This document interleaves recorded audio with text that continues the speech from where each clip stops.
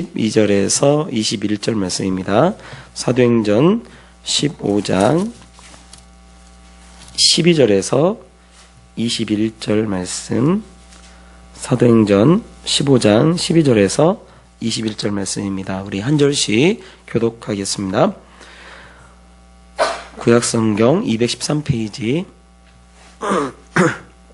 12절에서 21절 말씀입니다. 온 무리가 가만히 있어 바나바와 바울이 하나님께서 자기들로 말미암아 이방인 중에서 행하신 표적과 기사에 관하여 말하는 것을 듣더니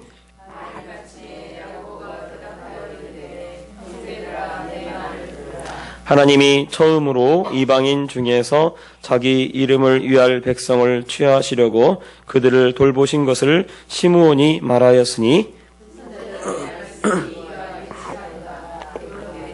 이후에 내가 돌아와서 다윗의 무너진 장막을 다시 지으며 또 그 허물어진 것을 다시 지어 일으키리니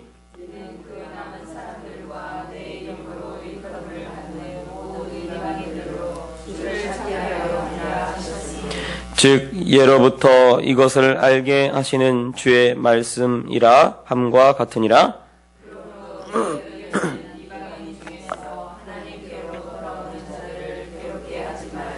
다만 우상의 더러운 것과 음행과 목매어 죽인 것과 피를 멀리하라고 편지하는 것이 옳으니 이는 예로부터 각 성에서 모세를 전하는 자가 있어 안식일마다 회당에서 그 글을 읽었습니다 하더라. 아멘. 잠깐 기도하겠습니다.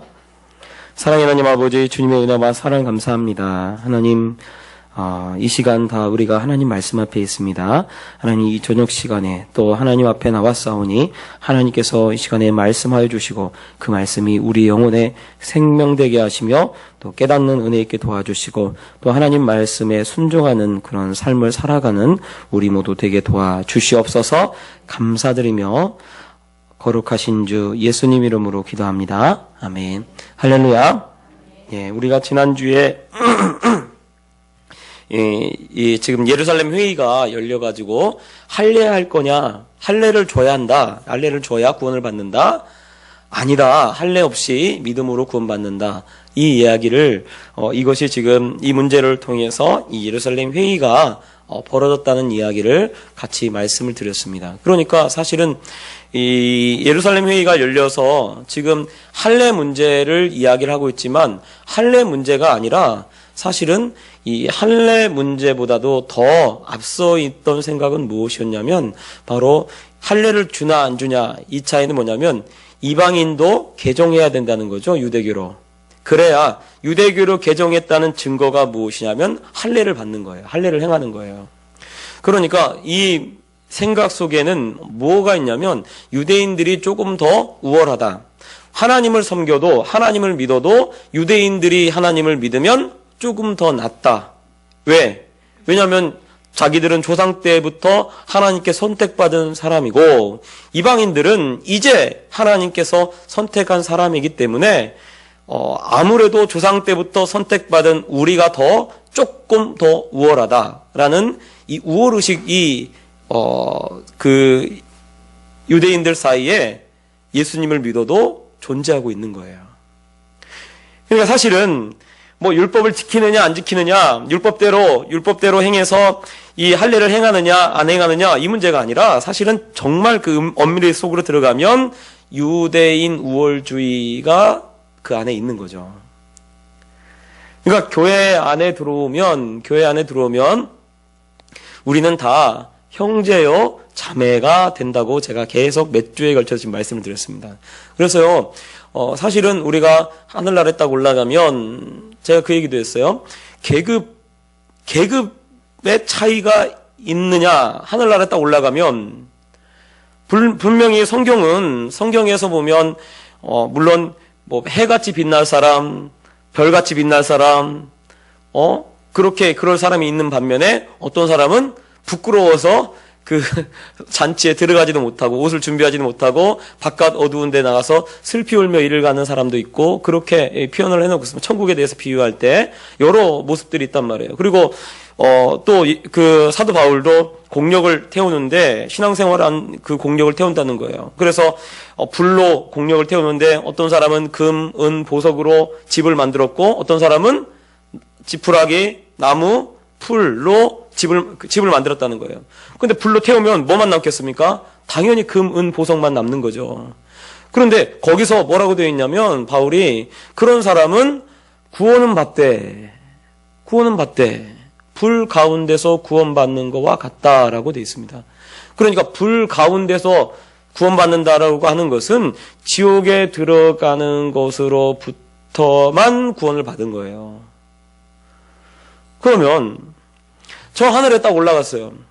하늘에 올라가서 그러면 어떤 사람은 지금 우리가 살고 있는 이 시대, 이 세상처럼 어떤 모습을 생각을 하냐면 저 하늘에 올라가면 나는 국무총리, 그 다음에 그 밑에 뭐 있어요? 국무총리 밑에? 장관, 또 우리 집사님은 집사님이니까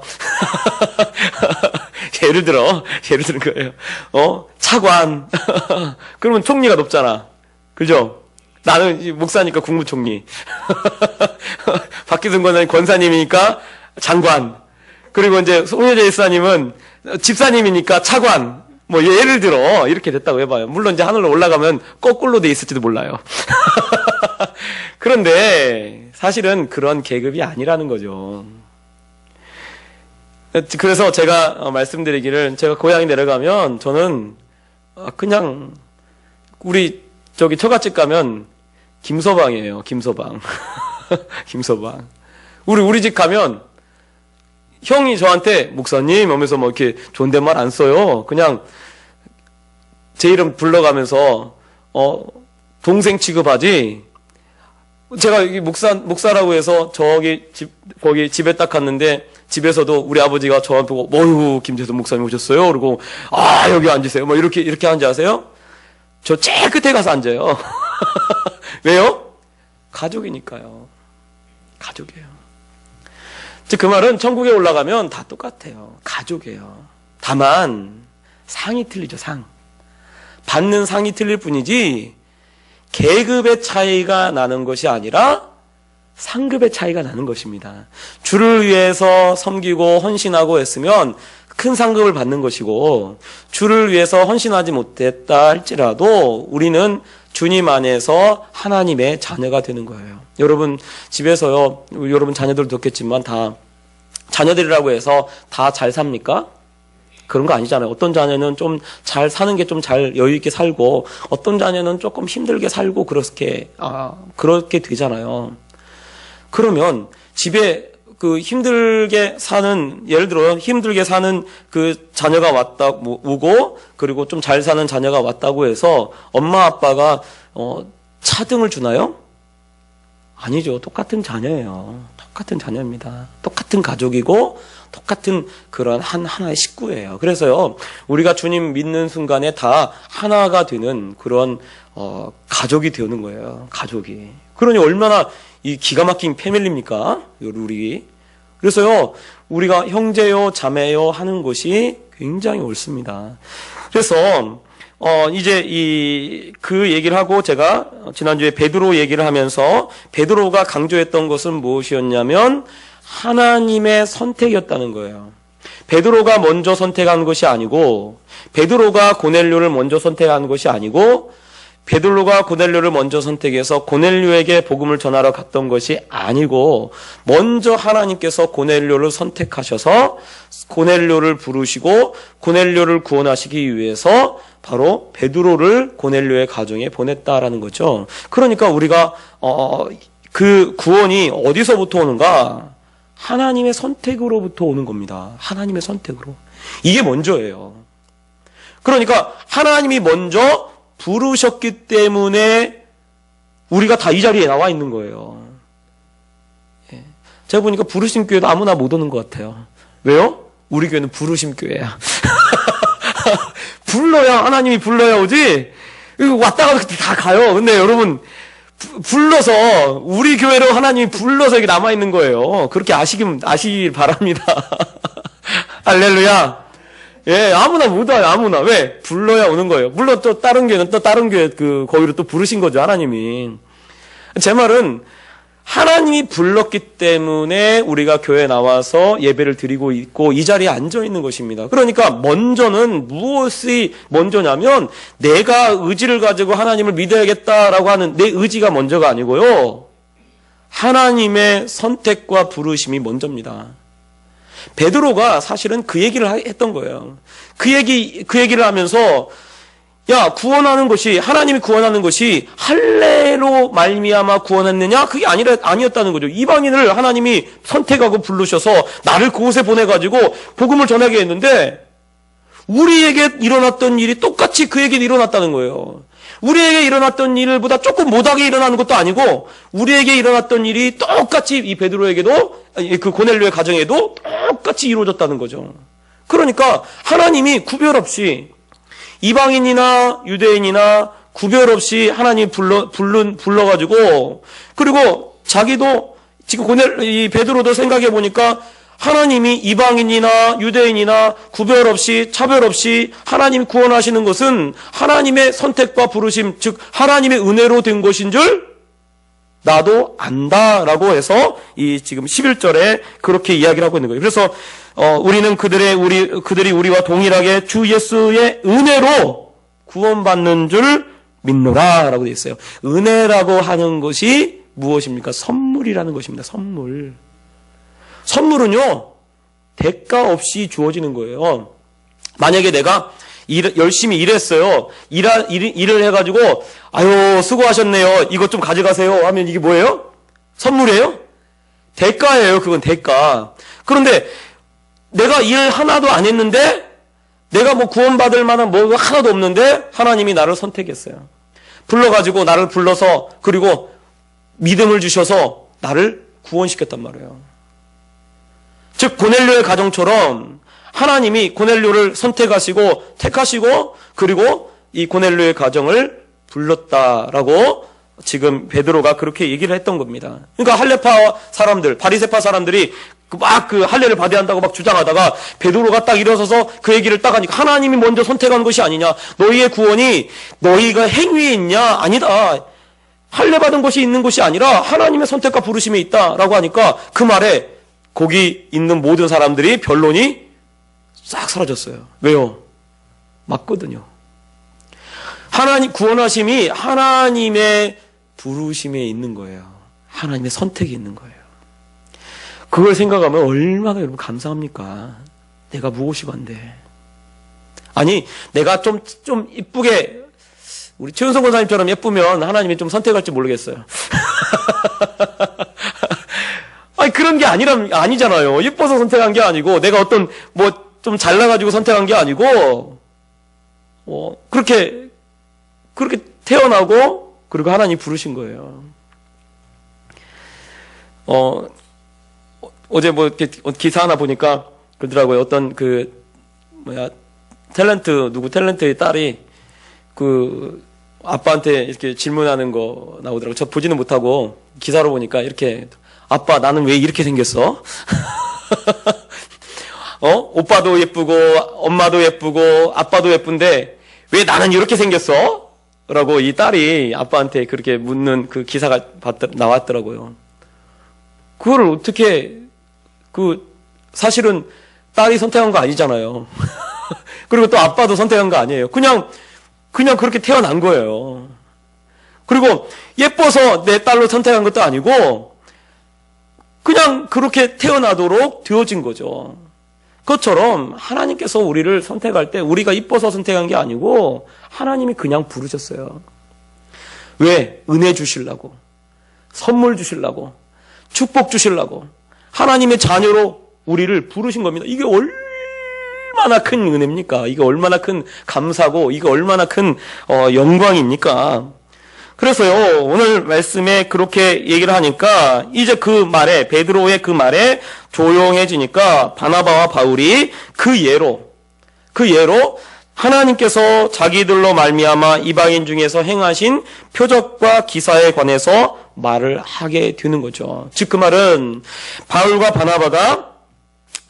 바나바와 바울이, 왜냐하면 왜 바나바가 앞에 있냐면 아마 바나바가 더 주동이 되어서 말을 했을 것입니다. 왜냐하면 예루살렘 교회에서는 바나바가 더 알려져 있는 사람이고, 그리고 더 그 영향력이 있는 사람이죠. 왜냐하면 예루살렘 교회에서 파송한 사람도 바나바였고, 그리고 바울이 바울에 대해서 좀 꺼려하고 있었을 때 바나바가 바울을 데려다가 예루살렘 교회에다 소개를 하고, 그리고 예루살렘 그 교회에 있는 사도들과 친교를 맺을 수 있도록 했던 사람이 바나바입니다. 그러니까 이 말씀에도 보면 바나바가 계속 바울과 바나바 이렇게 돼 있는데, 여기서는 바나바와 바울이 이렇게 돼 있죠. 그러니까 바나바가 주로 지금 이 이방인들을 구원하는 그 실제 이 구원의 역사를 설명하고 있는 거예요.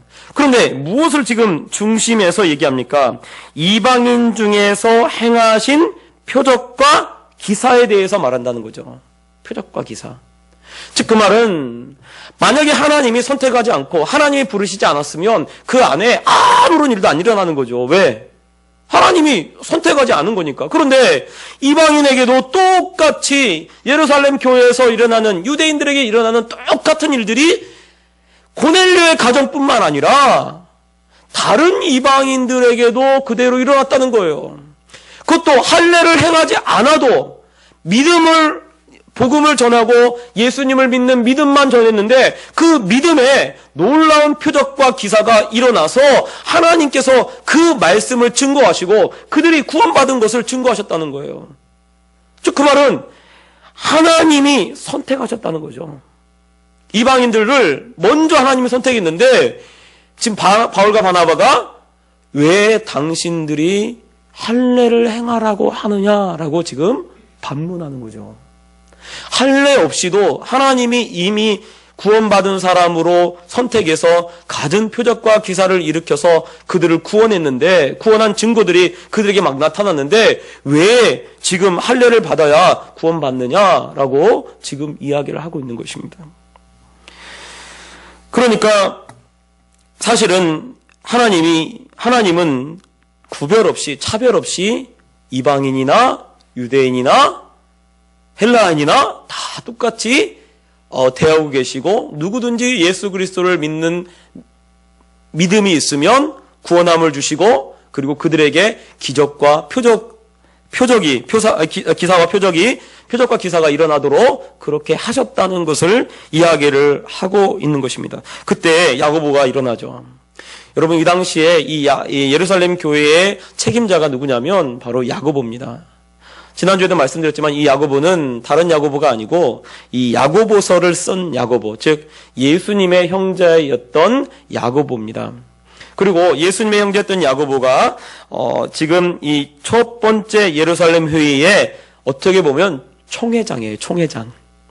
근데 그 사람, 이 야고보가 그러니까 굉장한 영향력을 지금 끼치고 있는 거죠. 이 믿는 사람들에게. 그리고 예수님의 동생이었어요. 근데 예수님의 동생이었기 때문에가만이 아니고 실제로 그가 예수님의 삶을 알고, 그리고 예수님을 믿고 예수님으로 인해서 그가 구원을 받고, 그리고 정말 사도처럼 그 예루살렘 교회를 이끌어가는, 베드로를 대신해서 이끌어가고 있었던 사람입니다. 그 사람이 지금 이 야고보가 일어나서 이야기를 하는 거예요. 그래서 뭐라고 얘기를 하냐면 14절, 우리 14절 말씀을 한번 읽겠습니다. 시작. 하나님이 처음으로 이방인 중에서 자기 이름을 위한 백성을 취하시려고 그들을 돌보신 것을 시므온이 말하였으니 라고 되어 있죠. 자, 이제 야고보가 결론을 내리기 위해서 이제 이 말씀을 하고 있습니다. 그런데 야고보의 말을 들어보면 하나님이 이방 백성들을, 이방인들을 선택하는, 즉 이방인뿐만 아니라 또한 하나님의 백성들을 선택하는 이유에 대해서 이야기를 하고 있습니다. 그래서 뭐라고 되어 있냐면 자기 이름을 위할 백성을 취하시려고 라고 되어 있어요. 자기 이름을 위할 백성을 취하시려고. 그러니까 하나님이 왜 우리를 선택하셨나? 이방인들을 왜 선택하셨나? 이거는 지금 고넬료의 가정을 예를 들어서 이야기를 하는 건데, 고넬료의 가정을 왜 선택하셨나? 그것은 고넬료의 가정이 곧 자기 이름을 위할 백성이기 때문에 고넬료의 가정을 선택하셨다는 거예요. 부르셨다는 거예요. 그러니까 그 말은 우리들을 하나님이 왜 부르셨나? 우리를 하나님이 왜 이렇게 예수 믿도록 하고 하나님의 자녀가 되도록 하고 그리고 이렇게 예배드리도록 하고 하는 이유가 무엇인가? 그것은 바로 자기 이름을 위할 사람으로 우리를 선택하셨다라고 말씀하고 있는 거예요. 여러분, 우리를 왜 선택했습니까? 즉 그 말은 하나님의 영광을 위해서, 즉 하나님의 이름에 영광을 돌리는 삶을 살도록 우리를 하나님이 부르신 줄 여러분 아시기 바랍니다. 이것이 바로 하나님께서 이방 사람들, 이방인임에도 불구하고 그 이방인들을 선택하는, 또 이방인뿐만 아니라 믿는 사람들을 선택하는 이유가 되어지는 거죠. 구약에서 이스라엘 백성들을 선택한 이유가 있습니다. 왜 이스라엘 백성들을 선택했나? 그러면 성경에 뭐라고 되어 있냐면 이스라엘 백성들을 선택한 이유를 뭐라고 되어 있냐면 이스라엘 백성들을 통해서 하나님의 이름을 드러내시기 위해서 이스라엘 백성들을 선택했다고 되어 있습니다. 신약에서도 마찬가지예요. 그러면 신약에서도 우리 예수 믿는 사람들을 왜 선택했나? 우리를 통해서 하나님의 이름을 드러내도록 하기 위해서 우리를 선택한 거예요. 어떤 분은 그래요. 예수 믿으면 사업도 잘 되고 예수 믿으면 하여간 삶도 잘 되고 건강해지고 그러니까 예수 믿으라고 이렇게 합니다. 물론 이제 처음에 전도할 때 그렇게 얘기를 많이 하는데 물론 그거는 사실은 결과적인 거죠. 결과. 하나님이 왜 우리를 부르시고 왜 우리를 이렇게 예수 믿도록 하고 하셨냐면 우리를 통해서 우리가 잘 먹고 잘 살고 그리고 행복하고 그러라고만 부르는 것이 아니라 그건 당연히 같이 따라오는 거예요. 그러라고만 부르는 것이 아니라 우리가 주의 이름을 위해서 살라고 우리를 부르신 거예요. 이거 아셔야 돼요. 우리가 주의 이름을 위해서 살라고 우리를 부르신 거예요. 주의 이름을 살라고 우리를 구원하신 거예요. 오늘 지금 이방인들을 구원하는 이 구원의 이 이야기를 야고보가 하나님의 성령에 감동되어서 이야기하기를 뭐라고 합니까? 자기 이름을 위할 백성, 자기 이름을 위할 백성을 취하시려고 그 이방인을 불렀다는 거예요. 자기 이름을 위해서 위할 백성을 구원하시기 위해서 그렇게 은혜를 시부원을 통해서 그렇게 일을 행하셨다는 거예요. 여러분, 우리는요 하나님께서 하나님의 영광을 위해서 우리를 부르신 줄 여러분 아시기 바랍니다. 그래서 내가 사는 것이요 나를 위한 삶이 아니에요. 고린도후서 5장 15절에 보면 이제는 저가 자기를 위해서 죽은 자를 위해서 자기의 죄를 대신해서 죽은 자를 위해서 살도록 하기 위함이라라고 말씀하고 있어요. 그러니까 우리가 어떻게 살아야 하냐면 주를 위해서 살아야 될 줄 믿습니다. 목사님 왜 하나님 좀 빨리 데려갔으면 좋겠는데요. 안 데려가요. 왜냐하면 아직 안 찼거든. 주를 위해서 살아야 할 그 일이 아직 안 찼어요. 또 그래요. 목사님, 저는 이제 나이도 먹고 그래가지고, 내가 무슨, 힘이 있어가지고 뭘 하겠습니까? 라고 이렇게 얘기하시는 분도 있는데요. 할 일이 있기 때문에 여러분 이 자리에 있는 것입니다. 나를 위한 할 일이 아니라 주를 위한 할 일이 있기 때문에 하나님이 우리를 그렇게 지금 부르신 거예요. 도대체 뭔 일입니까? 아직 잘 모르죠. 그러나 분명한 것은 사명이, 즉 소명이 있어요. 소명이. 하나님이 부르신 목적이 다 있습니다. 그래서 우리가 그 부르신 목적대로 살아갈 때 정말 올바른 인생을 살아갈 수 있게 되는 거예요. 여러분, 뭐든지 마찬가지입니다. 모든 물건들은 다 목적이 있어요. 만든 목적이 있습니다. 컵도 그렇고요. 그 다음에 강대상도 그렇고요. 마이크도 그렇고, 또 앞에 있는 이 태블릿 PC도 그렇고, 다 목적이 있어요. 그 목적 가지고 만들지 않은 건 하나도 없습니다.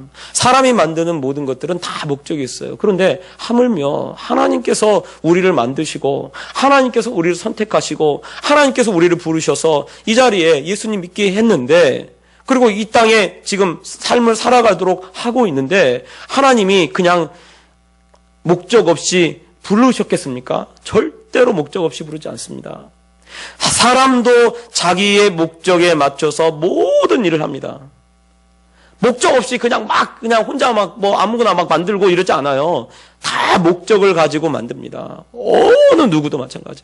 조그마한 아이도, 우리 예은이 같은 경우 7살도 자기가 목적을 가지고 뭔가 그림을 그리거나 혹은 가위로 뭘 잘라대거나 그러지, 목적 없이 너 왜 자르고 있냐? 그냥요 라고 한 적이 한 번도 없어요. 다 목적을 가지고 그렇게 하고 있는 거예요.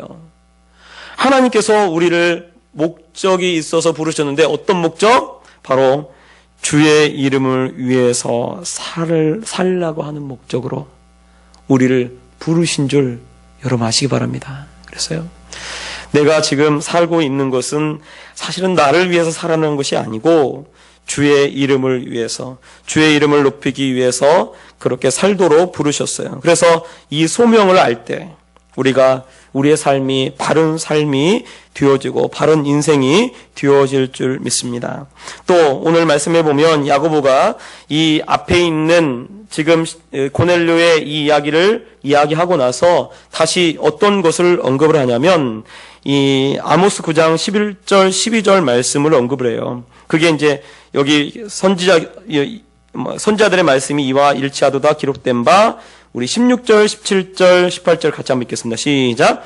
이후에 내가 돌아와서 다윗의 무너진 장막을 다시 지으며 또 그 허물어진 것을 다시 지어 일으키리니 이는 그 남은 사람들과 내 이름으로 일컬음을 받는 모든 이방인들로 주를 찾게 하려 함이라 하셨으니, 즉 예로부터 이것을 알게 하시는 주의 말씀이라 함과 같으니라. 아멘. 사실은 이 아모스의 말씀하고 조금 다릅니다. 아모스 9장 11절 12절 말씀을 조금 더 해석을 해서 이 야고보가 성령의 감동으로 해석을 해서 한 말씀이에요. 원래 아모스 9장 11절 12절 말씀은 이렇게 돼 있어요. 그날에 내가 다윗의 무너진 장막을 일으키고 그것들의 틈을 막으며 그 허물어진 것을 일으켜 옛적과 같이 세우고 그들이 에돔의 남은 자와 내 이름으로 일컫는 망국을 기업으로 얻게 하리라. 이 일을 행하시는 여호와의 말씀이니라 라고 되어 있어요. 즉 이 아모스 9장 11절 12절 말씀을 보면 어떤 내용이냐면 유대, 즉 이스라엘 향한 말씀처럼 보입니다. 그래서 이스라엘을 향한 말씀으로 하나님께서 다윗의 무너진 장막을 일으킨다는 거예요. 다윗 시대가 어떤 시대냐면 가장 그 주변 지역을 많이 정복하고 그 하나님이 약속하신 그 모든 말씀, 약속의 땅을 다 차지했을 때입니다. 그러니까 다윗의 장막을 일으킨다라고 다시 일으킨다라고 하는 것은 무엇을 말하냐면 하나님의 약속의 땅을 다 회복시켜 주신다는 거죠. 근데 이 회복을 시키는데 즉 만국을 기업으로 얻게 하리라 라고 그렇게 말하고 있는 거죠. 그러니까 이것을 마치 아모스서만 이렇게 보면은 이 내용이 어떻게 되어 있냐면 이스라엘 백성들을 위하시는 그 하나님, 이스라엘 백성들에게 또 에돔과 또 만국을 기업으로 하나님이 줄 것이다 라고 하는 말씀으로 들려집니다. 그런데 이것을 야고보가 성령에 감동되어서 신약의 성령의 관점으로 이것을 해석을 하는데 어떻게 해석하냐면 바로 다윗의 무너진 장막을 다시 세워서 이것까지 똑같아요. 즉 이스라엘 백성들을 회복시키고 이스라엘 백성들을 구원하고 하는 것 똑같습니다. 그런데 그 사람들 뿐만 아니라 남은 사람들과 내 이름으로 일컬음 받은 모든 이방인들로 주를 찾게 하려 함이라 라고 이 말씀이 추가되어 있어요. 즉 그 말은 하나님께서 다윗의 무너진 장막을 일으키는 이유가 무엇인가? 그것은 이스라엘 백성들만을 위한 것이 아니라 이방인들도 위한 것이다 라고 이야기를 하고 있는 것입니다. 즉 이방인들에게 어떻게 하기 위해서 여기 말씀해 보면 내 이름으로 일컬음을 받는 모든 이방인들로 주를 찾게 하려 하기 위해서 하나님이 구원을 베푸신다라고 지금 야고보가 그렇게 이야기하고 있는 거예요.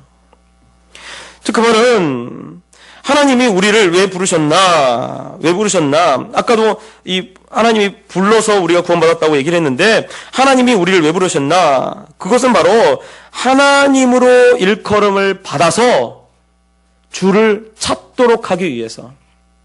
즉 그 말은 하나님께서 우리를 하나님의 이름으로 일컬음을 받도록 한다는 거예요.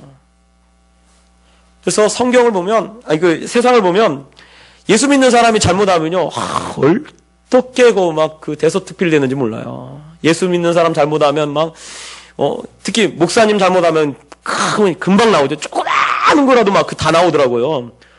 근데 이상하게 스님 잘못했다는 건 잘 안 나와요. 아니, 목사만 잘못했겠어요? 생각해보세요. 목사님만 잘못했겠어요?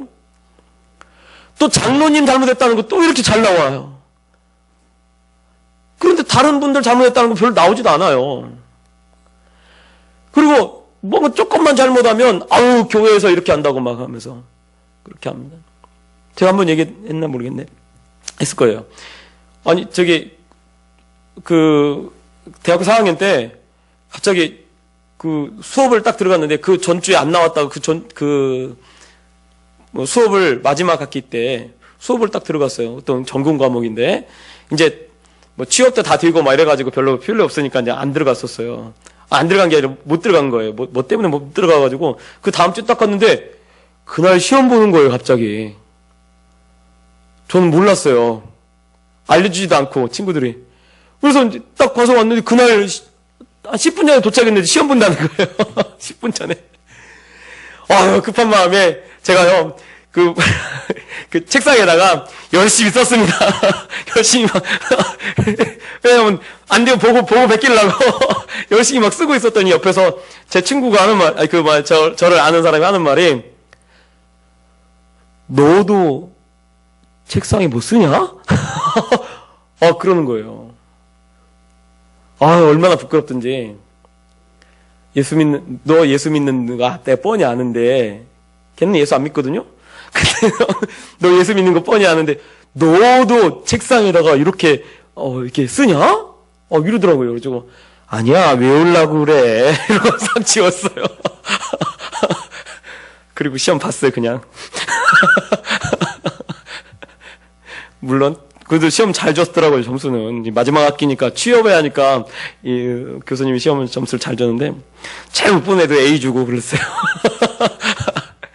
아무튼, 얼마나 창피하던지, 그 얘기를 하는 순간에, 내가 정신이 나갔구나. 이러고 싹 다시 지웠어요, 다. 여러분, 세상이요. 예수 믿는다는 거를 사람들이 잘 드러내지 않으려고 하죠. 왜냐하면 예수 믿는 걸 드러내면 불이익을 당해요. 조금, 곤란한 일을 당해요. 제가 신우에 가서 우리 신우의 회원님들한테 항상 얘기합니다. 예수 믿는 거 드러내시라고. 근데요, 드러내는 걸 조금 꺼려해요. 왜냐하면 자기가 좀 실적이 좀 좋고, 그러면 드러내도 이게 은혜가 된다는 거예요. 그런데 실적이 좀 안 좋으니까 드러내면 이게 은혜가 예수 믿는다고 하면서 저거밖에 못해? 이런 소리 들을까봐 차마 드러내지 못한다 그래요. 그런데 제가 이렇게 얘기합니다. 자꾸 드러내라고. 드러내야 한다고. 불이익 당하고 어려움 당한다고 해서 드러내지 않고 그러면 하나님이 나를 부르신 목적을 잃어버리는 거예요. 그래서요, 에스더서에도 보면 모르드게가 자기의 유다민족인 것을 드러내죠. 자기가 유다민족인 것을 드러내요. 그리고 에스더에게도 우선은 말하지 말라고 했다가 정말 위급함을 당하게 되니까 에스더 보고 너가 유다민족인 것을 드러내라는 거죠. 그게 에스더서예요, 그게. 다니엘서도 보면 다니엘과 세 친구가 어떤 일을 합니까? 자기가 예수 믿는 사람, 유다 민족이라는 것이 유다 민족인 것을 드러낸 거죠. 그래서 왕의 진미로 자기를 더럽히지 않게 하니까 하나님이 은혜를 더하시고 지혜를 더하시고 그리고 다른 사람들보다 뛰어나게 만드시는 거예요. 우리가요, 예수 그리스도를 드러내는 것을 자꾸 이렇게 부끄러워하고 때로는 이게 제가 예를 들어서 실적이 안 좋으니까 자꾸 이렇게 머뭇머뭇하는데요. 그럴수록 여러분 더 드러내시기 바랍니다. 드러내실 때 하나님이 돕는 거예요. 안 드러내니까 안 돕는 거죠. 왜? 안 드러내니까 안 도와도 되잖아요. 그런데 이름이 드러났어요. 내가 예수 믿는 사람으로 드러났어요. 그러면 하나님이 안 도울 수 없죠. 왜? 내가 당하는 것은 곧 누가 당하는 거예요? 예수님의 이름이 안 좋아지는 거니까 하나님이 도울 수밖에 없는 거예요. 그래서요, 우리가 어떻게 하냐면 여러분 자꾸 여러분 예수님의 이름을 드러내시기 바랍니다. 당장은 손해가 났지 몰라요. 당장은 어쩌면 사드락과 메삭과 아벳느고처럼 불 속에 들어갈지 몰라요. 다니엘처럼 사다굴에 들어갈지 모릅니다. 그런데요, 거기에 놀라운 기적이 일어나는 거예요. 우리가 자꾸 안 드러내니까 거기에 기적이 안 일어나는 거예요. 자꾸 여러분이 예수 믿는 걸 드러내시기 바랍니다. 드러내면 어떤 일이 있나? 나를 통해서 주를 찾는 사람들이 늘어나게 될 줄 여러분 믿으시기 바랍니다. 오늘 말씀 그 말씀이에요. 예수 그리스도의 이름으로 일컬음을 받고 그 사람들로 주를 찾게 만들도록 하기 위해서 하나님이 우리를 선택하고 부르셨다는 거예요. 그러므로 우리가 어떻게 해요? 자꾸 여러분 드러내시기 바랍니다. 내 예수 믿는 거 드러내세요. 그래야 하나님이 도와요. 그래야 하나님이 옆에서 정말 예수 믿는 사람으로 나도 그렇게 살아가지만, 왜냐하면 예수 믿는 사람을 얘기해놓고 나서 어떻게 컨닝을 어떻게 해요? 지워야지. 그래요. 컨닝을 어떻게 해요? 내가 예수 믿는 사람을 드러냈는데 어떻게 거기서 보고 막 베끼고 막 이러고 있겠습니까? 못하죠. 지울 수밖에 없는 거예요. 그러면 누가 도와요? 이제 하나님이 도와요. 부끄러운 게 아닙니다. 예수 믿는 거 자랑스러운 거예요. 그래야 자꾸 드러내야 알려줘야 사람들이 그래야 하나님이 돕고 그러면 하나님이 돕는 것을 통해서 예수 믿으니까 저렇게 하나님이 돕는구나. 저 사람은 정말 하나님과 함께 하는구나. 그걸 알게 되는 거예요. 드러내지 않으니까 모르는 거죠. 드러내지 않으니까 기적이 안 일어나는 거예요. 아브라함도 마찬가지죠. 아브라함도 하나님을 섬기는 걸 드러내고, 이삭도 마찬가지고 요셉도 마찬가지예요. 하나님을 섬기는 걸 드러내니까 하나님이 돕는 거지, 드러내지 않으면 안 돕습니다. 그러니까 당장에 손해난다고 해서 안 드러내는 거야. 나 예수 믿는 사람, 예수 믿는지 안 믿는지 몰라. 그러다가 교회 다녔어? 권사야? 이러면서 놀라는 거죠. 그런 소리 들으면 안 돼요. 뭔가 좀 달라. 저 사람이 왜 이렇게 다르지? 좀 다르지? 왜 다를까? 딱 보니까 예수 믿어요. 여러분, 우리의 삶이 그렇게 돼야 하지 않겠습니까? 하나님이 그 일을 위해서 우리를 부르신 거예요. 그래서요, 드러내세요. 드러내시면 우리의 삶 속에 하나님이 놀라운 기적을 일으킬 거예요. 보세요. 어떻게 기적을 일으키시는가? 어떻게 하나님이 도우신가? 어떻게 하나님이 이끌어 가시는가? 죽음의 문턱에 가더라도 하나님이 그 죽음의 문턱에서 꺼내실 줄 여러분 믿으시기 바랍니다. 베드로가 담대하게 복음을 전하니까, 베드로가 죽을 그 위기에 처하니까 어떻게 해요? 하나님이 감옥문을 열고 그리고 그를 꺼내서 그를 호련히 어디로 갔는지 모르게 만들잖아요. 아무리 헤롯이 찾으려고 해도 찾을 수가 없어요. 그거 하나님이 그렇게 하시는 거예요. 왜요? 드러내니까요. 드러내니까. 여러분, 우리가 사실은 하나님이 우리를 하나님의 이름으로 일컬음을 받게 하고 계신 줄 여러분 아시기 바랍니다. 그래서 우리가 우리의 신앙을 드러낼 때 하나님이 우리를 돕게 되시고요. 그리고 우리를 통해서 주를 찾는 사람들이 더 많아지고 더 늘어나도록 하나님이 그렇게 행하실 줄 여러분 아시기 바랍니다. 야고보는 결론적으로 그가 무슨 할례가 구원의 증표가 되지 못한다라고 하면서 믿음의 사람들에게, 믿음의 형제들에게, 즉 이방인 형제들에게 편지를 써서 어떤 것을 하라고 하냐면 우상의 더러운 것, 음행과 목매어 죽인 것, 피를 멀리하라. 이 네 가지를 하지 않도록 아는 것이 좋겠다라고 편지를 써서 보냅니다. 그런데 여러분, 이 네 가지가 어떤 겁니까? 바로 그 당시에 이 유대 회당에서 말씀이 읽혀져서 많은 유대인들이 삶 속에서, 생활 속에서 꺼려하는 것들을 이야기를 하는 거예요. 근데 이 말씀을 딱 보면 음행과 우상이 더러운 거, 음행과 목매어 죽인 거, 피 멀리하는 거, 이거 다 뭐냐면 우상의 제물과 관계가 있습니다. 다. 목매어 죽인 거, 그리고 피 하는 거, 피째 먹는 거, 이거, 그 다음에 우상이 더러운 거, 음행이라고 하는 것 자체도, 왜냐하면 종교가 자체가, 그 당시의 종교가 우상숭배 종교 대부분이 혼음 종교의 경향이 있어요. 그래서 음행하는 거, 우상 더러운 거, 목매어 죽인 거, 피째 먹는 거, 이거 다 우상의 제물과 관계에 있는 것들입니다. 그러니까 이것은 뭐냐면 믿음으로 행하는데, 믿음으로 행하기 위해서 우상의 더러운 거, 음행과 목매어 죽인 거, 피를 멀리하도록 그렇게 편지했던 거예요. 즉 그 말은 덕을 세우도록, 삶 속에서 덕이 되도록, 믿음의 덕이 되어지도록 그렇게 편지하는 것이 좋겠다라고 해서 이렇게 결론을 내리게 되는 것입니다. 이게 야고보가 제시하는 거예요. 여러분, 믿음의 방해가 되지 않도록 우리가 그러면 덕이 되도록 어떻게 하나? 주를 위해서 살아가시기 바랍니다. 그리고요, 덕이 되려면 어떻게 하냐면 예수님 믿는 거 드러내세요. 드러내면 꼼짝없이 컨닝도 못하고 꼼짝없이 도박도 못하고 도박하는 사람이 있다는 게 아니고 꼼짝없이 여러분 악하게도 못해요. 못되게도 못해. 왜?